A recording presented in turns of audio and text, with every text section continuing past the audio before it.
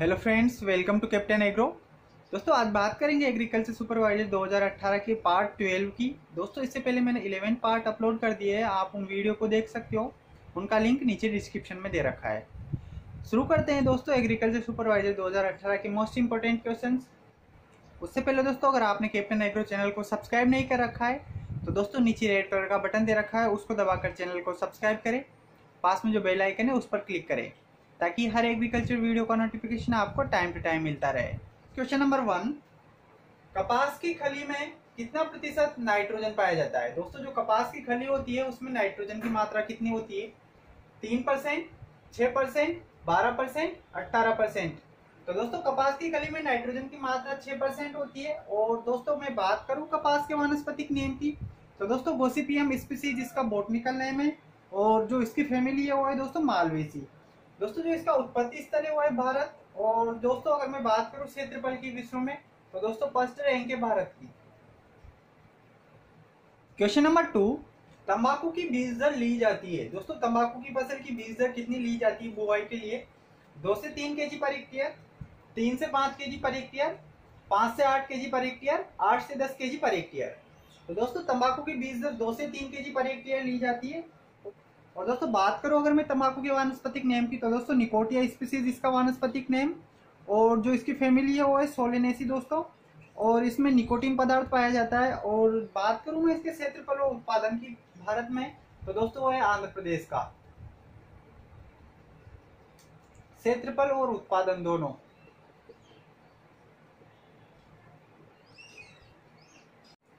Question number 3, मूल चट्टान किसे कहा जाता है? दोस्तों कौन सी चट्टान को मूल चट्टान कहा जाता है?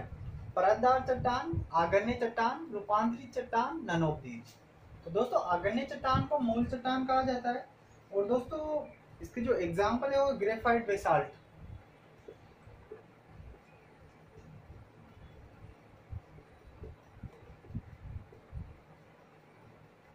क्वेश्चन नंबर 4, वायु द्वारा शरण का एक प्रकार है। दोस्तों वायु द्वारा मिट्टी शरण का एक प्रकार कौन सा है? परत शरण, बौछार शरण, उच्छालन, रील शरण। तो दोस्तों वायु के द्वारा जो मृदा शरण होता है वो है उच्छालन। दोस्तों उच्छालन में क्या होता है, जो 0.1 से 0.5 mm के जो मिट्टी के कण होते हैं दोस्तों, एक जगह से उठकर दूसरी जगह पर चले जाते हैं हवा के द्वारा, इसको कहा जाता है दोस्तों साल्टेशन, साल्टेशन या फिर उच्छालन। और दोस्तों जो बाकी बचे हुए हैं रील शरण और बौछार शरण और परत शरण, दोस्तों ये जल शरण के प्रकार है। क्वेश्चन नंबर 5, मृदा में उपस्थित कुल जल की वह अधिकतम मात्रा जो मृदा के कणों द्वारा धारण की जा सके कहलाती है? क्षेत्र क्षमता, म्लानी बिंदु, उपलब्ध जल, जल धारण क्षमता। तो दोस्तों वो अधिकतम मात्रा जो मृदा के कणों द्वारा धारण कर ली जाती है उसको जल धारण क्षमता कहा जाता है।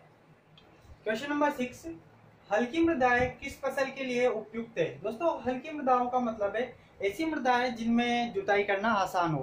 तो दोस्तों फसलें दे रखी है यहाँ पर धान, कपास, मूंगफली, नन ऑफ दीज। तो दोस्तों हल्की मृदाओं के लिए उपयुक्त जो फसल है वो है दोस्तों मूंगफली। दोस्तों हल्की जो मृदाएं होती है वो होती है बालू मृदाएं। और दोस्तों बात करें धान और कपास के लिए तो दोस्तों ये फसलें हैवी मृदा होती है, जो भारी मृदाएं होती है उनके लिए उपयुक्त फसलें हैं। दोस्तों भारी मृदाएं मतलब जिनमें जुताई करना आसान नहीं होता हो। और दोस्तों इसमें आती है सिल्ट और क्ले, हैवी में सिल्ट और क्ले। क्वेश्चन नंबर 7, भारतीय मृदाओं में साधारणतया कितना प्रतिशत कार्बन पाया जाता है? 0.5%, 0.10%, 0.15%, 0.20%। तो दोस्तों भारतीय मृदाओं में कार्बन पाया जाता है 0.5%। और दोस्तों बात करें अगर पश्चिमी राजस्थान की मृदाओं की तो दोस्तों उसमें 0.1% से भी कम कार्बन की मात्रा पाई जाती है। क्वेश्चन नंबर 8, भारत में कंपोस्ट बनाने की सर्वाधिक प्रचलित विधि है? एडको विधि, इंदौर विधि, बेंगलोर विधि, उपयुक्त सभी।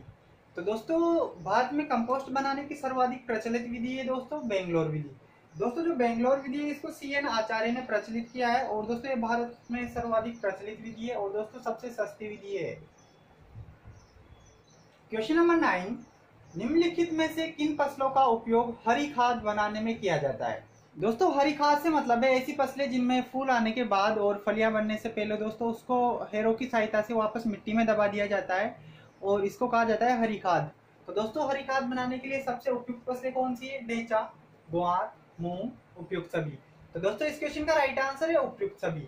और दोस्तों सर्वाधिक जो हरी खाद बनाने की सबसे उपयुक्त फसल है दोस्तों वो है सनई। क्वेश्चन नंबर 10, केंचुए की खाद में कितना प्रतिशत नाइट्रोजन पाया जाता है? 1.5 टू 2.5%, 2.5 टू 3.0%, 3.0 टू 5%, 5 टू 10%। तो दोस्तों केंचुए की खाद में 2.5 टू 3.0% नाइट्रोजन पाया जाता है। क्वेश्चन नंबर 6, धान व मक्का में बीमारी प्रतिरोधक क्षमता बढ़ाने वाला पोषक तत्व है कोबाल्ट, सिलिकॉन, वेनेडियम, सोडियम। तो दोस्तों धान और मक्का में बीमारी प्रतिरोधक क्षमता बढ़ाने वाला पोषक तत्व है सिलिकॉन। क्वेश्चन नंबर 12, पादपों में अधिक गतिशील पोषक तत्व है नाइट्रोजन, फेरस, जिंक, बोरॉन। तो दोस्तों अधिक गतिशील पोषक तत्व जो है वो है नाइट्रोजन, और बात करूं मैं अगतिशील की तो दोस्तों वो है जिंक। नंबर 13, भारतीय मृदाओं में सबसे अधिक किस पोषक तत्व की कमी पाई जाती है? लोहा, जस्ता, तांबा, ननोक्सीज। दोस्तों भारतीय मृदाओं में जस्ता की कमी पाई जाती है।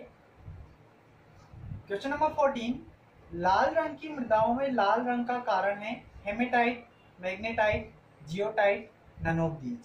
तो दोस्तों मृदाओं के लाल रंग का जो कारण है वो है हेमेटाइट। दोस्तों हेमेटाइट लोहे का अयस्क है। क्वेश्चन नंबर 15, उच्च लवणता सहनशील फसल है जौ, धान, मूंग, जई। तो दोस्तों उच्च लवणता सहनशील फसल है जौ। दोस्तों जौ को लवणीय मृदाओं में भी आसानी से उगाया जा सकता है। अगला क्वेश्चन फ्रेंड्स, क्वेश्चन नंबर 16, ढीली छाल वाले संतरा को कहा जाता है citrus aurantifolia, citrus sinensis, citrus रेक्टिकुलेटा, ननोक्सीज। दोस्तों इस क्वेश्चन का आंसर आप लोगों को देना है और दोस्तों इस क्वेश्चन का आंसर कमेंट बॉक्स में जरूर डालें। दोस्तों अगर आप लोगों को वीडियो पसंद आई हो तो दोस्तों इसको लाइक करें, अधिक से अधिक शेयर करें। और दोस्तों अगर आप यूट्यूब चैनल कैप्टन एग्रो पर नए हो तो दोस्तों नीचे रेड कलर का बटन दे रखा है, उसको दबाकर चैनल को सब्सक्राइब करें। पास में जो बेल आइकन है उस पर क्लिक करें ताकि दोस्तों हर एग्रीकल्चर वीडियो का नोटिफिकेशन आपको टाइम टू टाइम मिलता रहे। Thank you friends.